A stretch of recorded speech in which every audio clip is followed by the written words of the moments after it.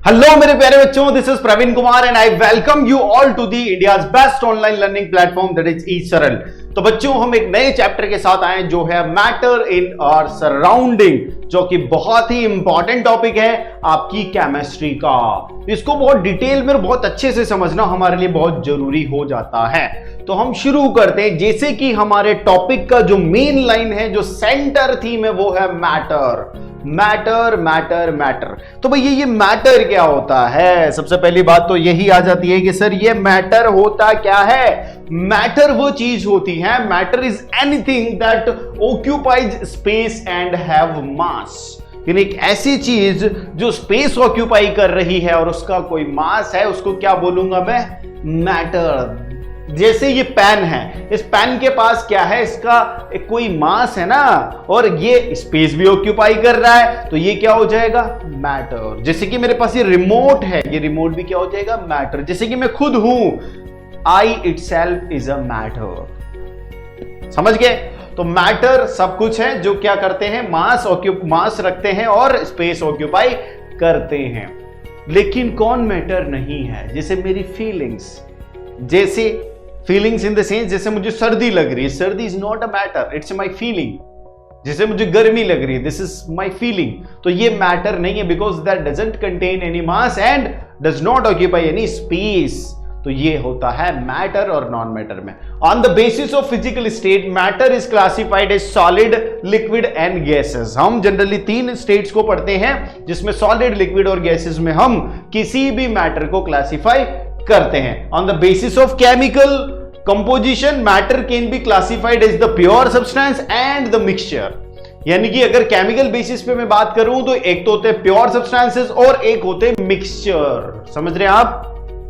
तो प्योर और mixture 2 type के हो सकते हैं, केमिकल के तौर पर, केमिकल के बेस पर, और फिजिकल प्रॉपर्टीज के बेस पर क्या हो सकते हैं? वो 3 टाइप्स के हो सकते हैं, सॉलिड, लिक्विड और गैसियस। तो यहां पर हम स्टार्ट करेंगे। सबसे पहले कुछ इंपॉर्टेंट बातें अपन जानेंगे। यहां पर मैंने क्या बताया आपको, जस्ट मैं अभी यहां पर आपको इसको क्विकली समराइज कर देता हूं। जो अपन ने पिछली इसमें स्लाइड में देखा, हमने क्या पढ़ा? मैटर। मैटर क्या होता है? मैटर क्या होता है? जो क्या करता है? Has mass and occupy space. Occupy space, ये क्या कहलाएगा? मैटर। अब हम अगर इसको मैं यहां पर फिजिकली क्लासिफाई करूं तो फिजिकली किस इसमें होता है? फिजिकली क्लासिफाई करूं और केमिकली क्लासिफाई करूं, 2 टाइप के होंगे केमिकली। बिल्कुल, फिजिकली हो गए 3 टाइप्स का। कौन सा? Solid, liquid and gas. ठीक है। केमिकली 2 टाइप का, केमिकली में एक तो प्योर और एक होगा मिक्सचर। प्योर और मिक्सचर ये होगा भाई, ये पढ़ा अभी तक अपन ने। यानी कि इसको अगर मैं एक सिंपल से चार्ट में क्लासिफाई करूं तो इस तरह से हो सकता है। अब मैं यहां पर आ जाता हूं। प्योर सब्सटेंसेस जो होता है, प्योर सब्सटेंसेस जो होते हैं, इधर या तो वो एलिमेंट होते हैं या फिर वो कंपाउंड होते हैं। ठीक है। और मिक्सचर में भी होमोजीनियस मिक्सचर और हेटेरोजीनियस मिक्सचर। अब यहां पर अपन इसको बहुत डिटेल में भी पढ़ेंगे। पहली बात तो प्योर सब्सटेंसेस में आ गए अपन, तो प्योर सब्सटेंसेस में या तो क्या होंगे? वो एलिमेंट्स होंगे, जैसे कि सोडियम है, जैसे कि पोटेशियम है, जैसे कि क्लोरीन है। ये एलिमेंटल लेवल पे, तो ये एलिमेंट प्योर स्टेट में पाए जाते हैं, यानी प्योर सब्सटेंसेस होते हैं। या फिर कंपाउंड होते हैं, जैसे H2O है। H2O इज द कंपाउंड, यानी कि it is made up of 2 और मोर एलिमेंट्स। तो 2 या 2 से अधिक एलिमेंट से जो बना होगा वो क्या होगा? कंपाउंड होगा। और वो कंपाउंड क्या होगा? प्योर हो सकता है। जैसे वाटर प्योर है, यानी कि आप किसी भी कंपाउंड प्योर कैसे होगा मैं बता देता हूं। आप अगर इस कंपाउंड का एक सैंपल लेते हो, एक सैंपल ले लिया आपने H2O का, ये H2O, इस H2O का सैंपल ले लिया, यहां का सैंपल लोगे और यहां का सैंपल लोगे। केमिकल टर्म्स में मैं बात कर रहा हूं, यहां के सैंपल में भी आप चेक करोगे तो सिर्फ और सिर्फ क्या मिलेगा? H2O। यहां के सैंपल में भी अगर आप चेक करोगे तो सिर्फ और सिर्फ क्या मिलेगा? H2O। यानी कि केमिकली ये हर एक जगह पर सेम है, हर एक जगह पर सेम है।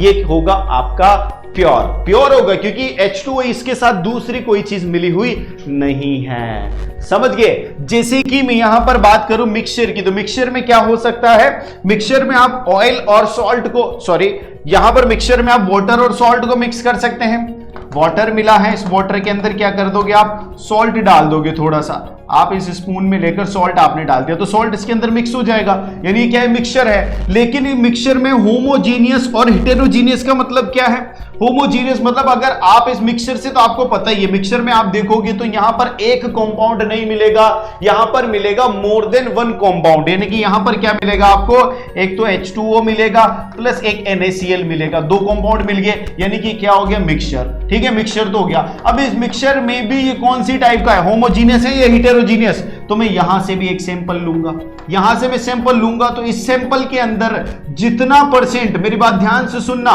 जितना परसेंट, मान लो यहां पर 80% जो है H2O है, 20% सॉल्ट है ऊपर वाले सैंपल में, सैंपल नंबर 1 में, तो सैंपल नंबर 2 में भी क्या होना चाहिए, 80% जो वाटर है और NaCl जो है वो कैसा होगा, 20%। तो ये कौन सा सॉल्यूशन है, ये है कौन सा मिक्सचर, होमोजीनियस मिक्सचर। लेकिन हेटेरोजीनियस मिक्सचर की अगर मैं बात करूं तो आप इसमें मिला दो ऑयल, ऑयल मिला दोगे तो ऑयल क्या आ जाएगा, ऊपर तैरने लगेगा, तो ऊपर तो होगा ऑयल और नीचे होगा वाटर। तो यहां पर आप अगर दूसरी जगह से सैंपल लेते हो, एक सैंपल यहां से लोगे तो इसमें क्या निकलेगा, ऑयल बहुत ज्यादा निकलेगा, यहां से आप दूसरा सैंपल लोगे तो इसमें वाटर ज्यादा निकलेगा, इसमें ऑयल बहुत कम निकलेगा। तो इस वजह से यहां पर ये जो केमिकल कॉम्पोजिशन है, ये केमिकल कॉम्पोजिशन है, ये डिफरेंट होगी, डिफरेंट होने की वजह से इसको बोलते हैं हम हेटेरोजीनस मिक्सचर। मिक्सचर यहां भी है, यहां भी वाटर और ऑयल दो अलग अलग केमिकल कॉम्पाउंड है, दोनों मिक्स किए गए हैं, लेकिन यहां पर हर एक जगह पर वो एक निश्चित अनुपात में नहीं है, निश्चित रेशियो में, एक डेफिनेट रेशियो में नहीं है, और केमिकल कॉम्पोजिशंस हर एक पार्ट में अलग अलग हो रही हैं। इस वजह से इसको क्या बोलेंगे, हेटेरोजीनियस। Is it clear? चलो, बहुत बढ़िया से क्लियर हो गया होगा। अब आते हैं अपन कुछ एक बातों पर, जैसे पार्टिकुलेट नेचर ऑफ मैटर पर आते हैं। पार्टिकुलेट नेचर ऑफ मैटर की बात अगर हम करें तो पार्टिकुलेट नेचर मींस होता है कि matter is made up of very small particles. Matter जो है वेरी स्मॉल पार्टिकल से मिलकर बना होता है, बहुत ही छोटे छोटे पार्टिकल से मिलकर बना होता है। ये कैसे पता चलेगा आपको, ये पता कैसे चलेगा, बहुत ही छोटे छोटे पार्टिकल से बना होता है। जैसे कि दीज पार्टिकल्स आर इधर एटम्स और मॉलिक्यूल्स और आयंस, या तो ये एटम्स होते हैं या मॉलिक्यूल्स होते हैं या फिर आयन होते हैं। कैसे पता चलेगा, यहां पर देखो, यहां पर ध्यान से देखना, following properties are associated with the particulate nature of the matter, जैसे कि the particle of matter have space between them. इसका मतलब क्या है कि भाई जो पार्टिकल्स होते हैं मैटर के, उनके बीच में क्या होती है, स्पेसेस होती है। जैसे कि मैं ये वाटर का बक्सा रख दूं यहां पर, इस वाटर के बक्से के अंदर मैं अगर देखूंगा तो इस प्रकार के वाटर के मॉलिक्यूल्स होंगे, और वो मॉलिक्यूल्स इस प्रकार से अलाइन होते हैं, तो उनके बीच में क्या होती है, स्पेसेस। क्या होती है उनके बीच में, स्पेसेस। जैसे कि ये क्या है, स्पेस, पार्टिकल्स के बीच में स्पेस होती है। अच्छा, ऐसी बात है क्या, अच्छा ऐसी बात है क्या, तो हमें कैसे पता चलेगा कि इनके बीच में स्पेस होती है, चलो देख लेते हैं, एक एक्टिविटी करेंगे, उसमें अभी बताएंगे आपको। The particle of matter attract each other, एक दूसरे को अट्रैक्ट भी करते हैं। तो यहां पर हम क्या करते हैं, पहले तो इसको समझते हैं बहुत अच्छे से। सबसे पहली बात, हम एक एक्टिविटी करेंगे, तो सब लोग रेडी है एक्टिविटी के लिए। मैं यहां पर एक ग्लास के अंदर पानी लेता हूं, खुल जा भाई, यो यो जो रू ले लिया। इसको अपन मार्क कर लेते हैं, यहां तक पानी है, मार्क कर लिया। आपको भी दिख रहा होगा ये मार्क, ठीक है। इस मार्क के बॉटम तक पानी भरा हुआ है, बिल्कुल। अब यही हम जो है यहां पर इस ग्लास में डाल देते हैं। दोनों में बराबर होगा ना पानी, दोनों में बराबर होगा क्योंकि उतना ही पानी डाला है। तो यहां पर भी अगर मैं मार्क कर दूं, ये इसके बॉटम तक है, बिल्कुल इस मार्क के। अब वापस उसको भी भर लेते हैं ताकि दोनों में बराबर रहे, उस मार्क तक भर लेते हैं। ये दोनों अब सेम पोजीशन पर आ गए, यानी सेम अमाउंट ऑफ वाटर इनके अंदर है, ठीक है। थोड़ा पकड़ने में ऊपर नीचे हो जाता है, सेम अमाउंट ऑफ वाटर इनके अंदर है। अब मैंने क्या बोला कि पार्टिकल्स जो होते हैं वो किसके बने होते हैं, छोटे छोटे पार्टिकल्स के बने होते हैं।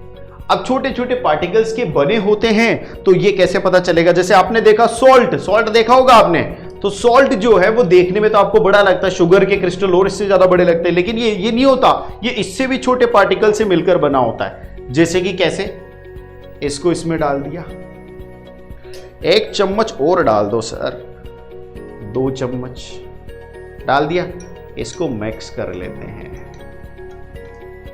अरे वाह, मिक्स कर लेते हैं अच्छे से, समझ में आएगा अभी। और क्या समझ में आएगा ये भी बता देंगे, थोड़ा इसमें समय लगेगा यार मिक्स होने में। चलो बहुत बढ़िया, ज्यादा तो नहीं डाल दिया।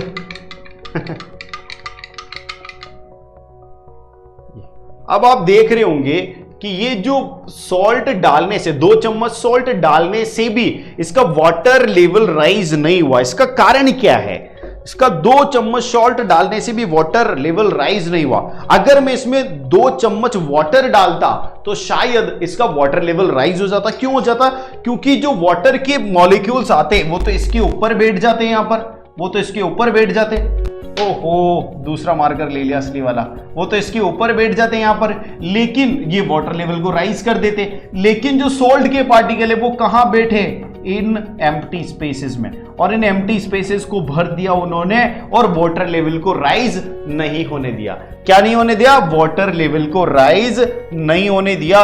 ये काम हुआ भैया इसके अंदर, है कि नहीं?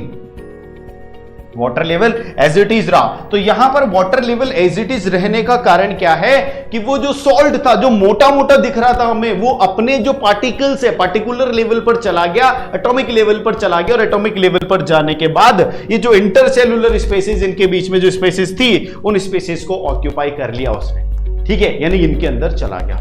अब समझ में आई ये बातें क्या बच्चों? बिल्कुल क्लियर है। अब अपन आगे की बात समझते हैं। आगे की बात क्या है? ये तो पता चल गया कि स्पेसेस होती है और उन स्पेसेस को वो ऑक्यूपाई कर लेते हैं। ठीक है, और ये जो पार्टिकल्स होते हैं मैटर के, ये एक दूसरे को अट्रैक्ट भी करते हैं, इसीलिए एक साथ जुड़े होते हैं। अब अपन थोड़ा सा आगे चलते हैं। ये एक्टिविटी वाली बात उसने करी कि take some water in a beaker and note its level. उसका लेवल अपन ने नोट कर लिया। डिसॉल्व सम सॉल्ट और शुगर, सॉल्ट अपन ने डिसॉल्व किया। आप देखोगे with the help of a glass rod the salt dissolve in the water but the level of the water does not change. क्यों नहीं चेंज हो रहा? क्योंकि वो उसके ऊपर जमा नहीं हो रहा, वो उसके अंदर जो स्पेसेस थी उनमें चला गया। आप देखोगे अभी भी इसका लेवल वही है, उससे 1 पॉइंट भी ये ऊपर नहीं बढ़ा है। थोड़ा सा चम्मच को निकाल ले तो और ज्यादा वहीं पे एग्जैक्टली दिखेगा। दिख रहा है आपको? बहुत ही एकदम शानदार काम है ये। अब अपन ये वाला काम तो अपन ने कर लिया, इसमें आपको समझ भी आ गया होगा। अब एक और चीज है, जैसे यहां पर this because of the particle of salt get into the spaces between the particles of the water, in spaces में चला जाता है, जो कि मैंने प्रैक्टिकली करके आपको बता दिया है। अब अपन आते हैं थोड़ा सा और कुछ समझते हैं। कैसे समझेंगे? यहां पर हमें क्या करना है? बीकर में वाटर लेना है और ब्लू और रेड इंक को उसके अंदर डालना है। इससे क्या समझेंगे हम? इससे भाई बहुत तगड़ा सीन है, मैं बताता हूं आपको। यहां पर ये मैंने ब्लू इंक ले ली और इस इंक को मैं अगर इस वाटर के ग्लास के अंदर डालता हूं, ये डाल दिया। थोड़े टाइम बाद आप देखेंगे कि ये इंक जो है, मैं इसको अभी रख देता हूं। अब हमारा वेट हुआ खत्म।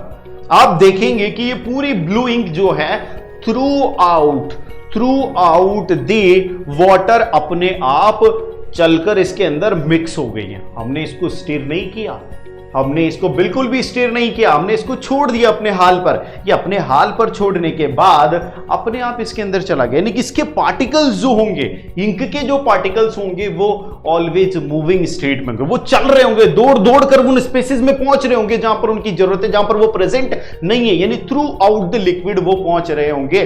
किस तरह से? रैंडम मोशन करके। यानी कि यहां पर यही कहा जा रहा है कि take some water in the beaker, beaker में वाटर ले लिया अपन ने, and put some drop of the blue और red ink slowly along the sides of the beaker, leave it undisturbed for a few hours।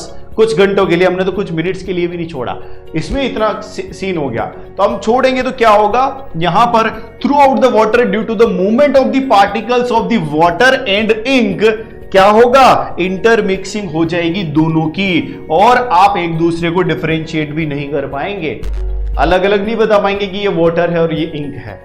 इस तरह से movement होता है। समझ में आ गई ये बात? ये अब आप एक और बात करोगे, जैसे कि ये अट्रैक्ट करने वाला भी अपन ने पढ़ा था, अट्रैक्ट करते पार्टिकल्स एक दूसरे को। तो यहां पर देखोगे कि एक आयरन नेल ले लो, एक चौक का ले लो और एक रबर बैंड ले लो। ठीक है, अभी मैं यह करा नहीं रहा हूं, आप घर पे करोगे इस एक्टिविटी को। बाकी एक्टिविटीज अपन ने यहां पे डिस्कस कर ली, ये एक्टिविटी आपको घर पे करनी है। और try breaking them, hammering, cutting और स्ट्रेचिंग। आप उसको स्ट्रेच करके, हैमर करके, कट करके ब्रेक करने की कोशिश करो। आपको पता चलेगा कि it is easy to break the piece of chalk. Chalk को ब्रेक करना बहुत इजी था, लेकिन उससे भी इजी था किसको ब्रेक करना? रबर बैंड को। उससे बिल्कुल जो डिफिकल्ट था, सबसे ज्यादा डिफिकल्ट था, वो था आयरन नेल को ब्रेक करना। अब इसमें डिफरेंस क्या है यार? तीनों तो एकदम सॉलिड ही थे, तीनों तो सॉलिड ही थे।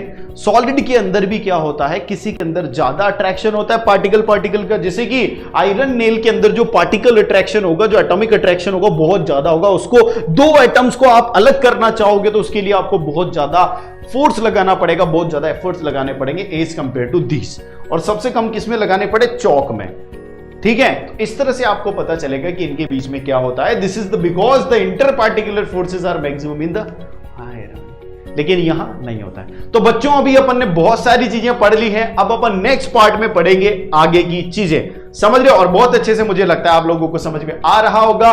और अगर इसी तरीके से बहुत अच्छे से आपको समझना है और एनिमेटेड तरीके से आपको सारे कॉन्सेप्ट को समझना है तो ई सरल का ऐप इंस्टॉल कर लो, उसके अंदर अपने कोर्सेज को एक्सप्लोर करो और हम तो आपके साथ है ही। ठीक है बच्चों, तो मिलते हैं अपन अगली क्लास में, तब तक के लिए बाय बाय, थैंक यू।